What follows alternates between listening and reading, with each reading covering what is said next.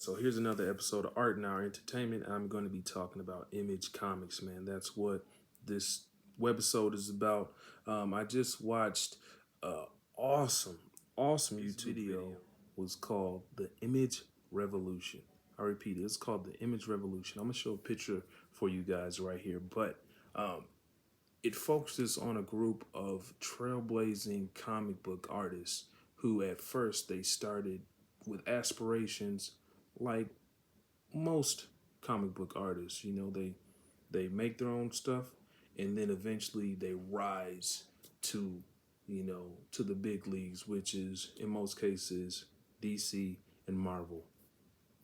And so everything was going beautifully for them at first, all seven of them, working for DC and Marvel, finally being able to live out their dreams, from when they were a kid drawing doodles and then, making it to basically work for the people that they admired, or the company they admired. And so once they got there, everything was good, it was beautiful. Time went on, they started to realize that they were so creative and they didn't want to be boxed in. And it began to clash with DC and Marvel because Marvel was beginning to tell these particular artists, or all these artists, but we'll just focus on them because they're the main ones, they're the trailblazers. But Marvel started to tell them, hey, this isn't how we do things. You can't do this, you can't draw like this, you can't, do this or that. Uh, and they took that as being pigeonholed, and they were talking to each other like, hey man, like, we need to be able to express ourselves, we need to be able to branch out, we need the freedom to express ourselves in this artistry, in this art form, as much as we can without any restrictions. We need to possibly think of creating a space where we are not pigeonholed and we can express ourselves to our maximum capacity, And so, and I thought that was so cool. And in the movie, it was talking about how it was so risky, right? Because, if you're an artist, if you're drawing, if you're a comic book artist, the biggest thing you can do is work for DC and Marvel, right? So, these guys, eventually, they all came together. But one by one, they decided, hey, man, we're the ones who, I should probably back up a little bit. So these artists weren't just any old artists working for DC and Marvel. These guys were the top fucking artists, working for DC and Marvel. I'm just gonna rattle off some of these guys' names real quick. I'm gonna show some pictures right here. All right, so we have Whilce Portacio right here. And then next we have Jim Lee. And then after that we have Todd McFarlane, Eric Larson, Rob Liefeld, Mark Silvestri. Last but definitely not least, Jim Valentino. I was originally saying this collective got together and thought to themselves, we're the ones that are the artists. We're the ones who are making these blockbuster comic books that everyone's, forming lines outside of these comic shops to get, We're the imaginary minds behind this. We're the creative engine behind this. So we should bring our talents together independently from DC and Marvel and form our own comic book company. Slowly but surely, they all came together, basically formed Voltron of the comic book world, and more specifically, they created Image Comics. They created Image Comics, and to this day, it is legendary. I got some comics now that I just bought that are from Image Comics. Not even, and I'm not even talking about Spawn. I bought some other stuff from them. Didn't even know it was from Image Comics till I looked at the side of the comic book that I bought. I was like, oh, that's Image too. I mean, crazy. Let me show you guys exactly what I'm talking about. I bought a comic called Witches, and it's Image. Like, dude, come on. And that's a good comic, by the way, too. I'll make a video on that. But, yeah, they all came together, and they were like, you know what? They were thinking, we're making all this great art, this art that is just selling out of the box, man. It's just selling out of the gate, excuse me, selling out of the gate, man, like hotcakes. We need to, um, we're creating all this goodwill. You know what I'm saying? All these fans are starting to recognize us as the creators. So let us come together and let's also bring some of these fans that we've garnered from our DC issues, our Marvel issues. Let's bring them along with us to Image Comics, and that's going to be the risk. Us leaving these comfortable big corporations like DC and Marvel, and betting on ourselves. And so for me, it was pretty daring. I thought it was ballsy, just because Marvel and DC, like I said, you make it there, and you're a comic book writer, drawer, penciler, whatever. Like that's the Mount Olympus. But for these seven guys, they were like, you know what? We are tired of creating these great comic issues, and we don't have the rights to anything. You know what I mean? Like the awesome stuff we're drawing is on shirts. It's on, I don't know, pants, shoes, but we're not seeing any of that. So let's go over here, create our own thing where we can, we have liberty to create our own type of comic, all the different type of comics we want, different characters we want, and it'll be under our umbrella, the Image umbrella, and we'll get paid handsomely for the work that we create, and it'll be owned by us. Like, dude, that's great. It was phenomenal, man. Like I said, that movie is called The Image Revolution. It's on YouTube. It's a YouTube movie. Check it out. It goes through the whole, the ups and downs of Image Comics, so to speak. Because there was highs and lows, but they're still going strong, man. They're still going strong. Mark Silvestri is still over there. Todd McFarlane, obviously he's spearheading these new Spawn runs, and they're incredible.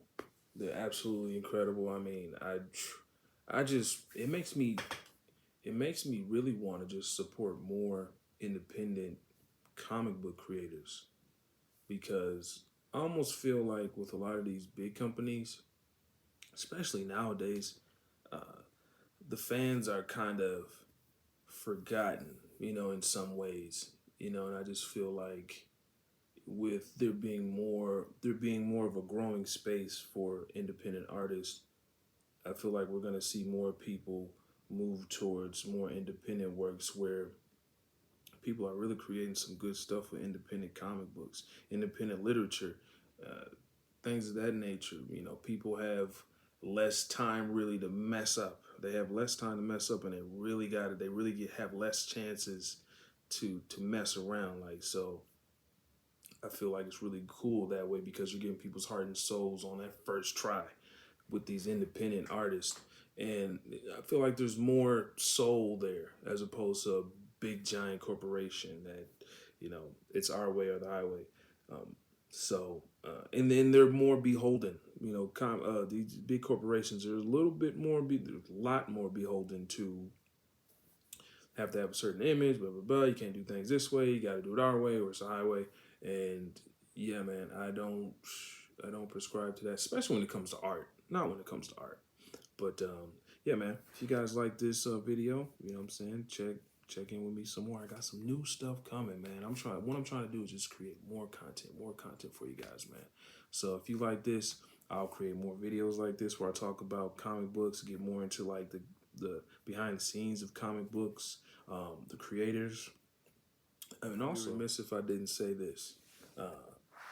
As the story went on in this movie called The Image Revolution, these guys, they were so popular in their own rights, and when they formed Image Comics, everything was nice and great at first, and then they all got big. They got really super successful, like they were when they were employees for DC and Marvel, but they got even bigger. And what happened was they all split apart. They all had their little factions, but eventually at the end of the movie, they came together. Spoiler alert, they came together, and they came together after being reunited by employee or a partner that they hired, a young up and coming artist. And this up and coming artist was Robert Kirkman. Now, why Robert Kirkman's name is important is because he is the creator behind The Walking Dead. Now, I'm pretty sure all of you know who know what The Walking Dead is. Um, his story was really funny. He started off trying to tell the bosses at Image Comics, "Look, I make zombie comics, and apparently, zombie comics before Robert Kirkman. Because let's be honest, there's a before and after now when it comes to Robert Kirkman. Before him, when he was up and coming, they were telling him, Robert, we don't look zombie movies, or not zombie movies, but zombie comics don't cut it, man. They're not good. You know, what have you shown us? There's nothing that you can show us that these other, zombie comic creators haven't shown us, and they're all duds. So this dude completely blew that theory out of the water, obviously. And Walking Dead has become a big phenomenon, and I think that's really cool, man. I think it was really cool that he was actually the bridge.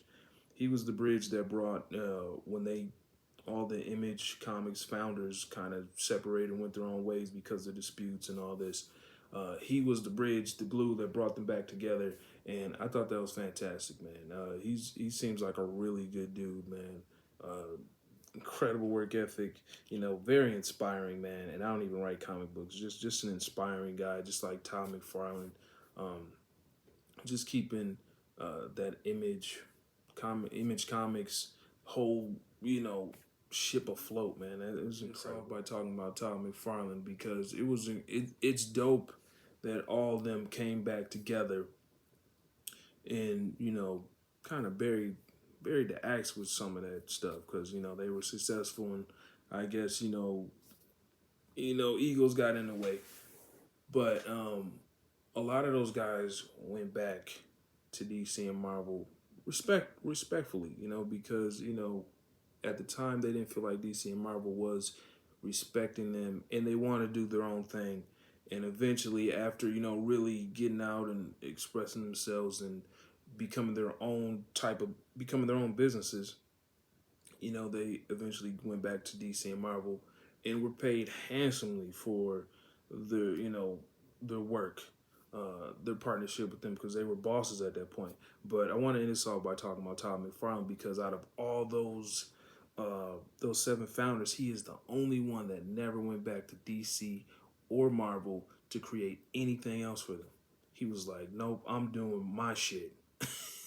Only my shit. And I thought that was incredible, man. I think that's honestly the way to go. I think we'll get just better. I think we'll just get better work that way. I think we'll get better comic work that way from these creators by them going their own ways. I definitely think this is the time where there's a window for independent artists to thrive more than they've ever thrived before. And not even just comic books, but anything art, anything. So, yeah. And cut. That's a wrap. That's a wrapperino.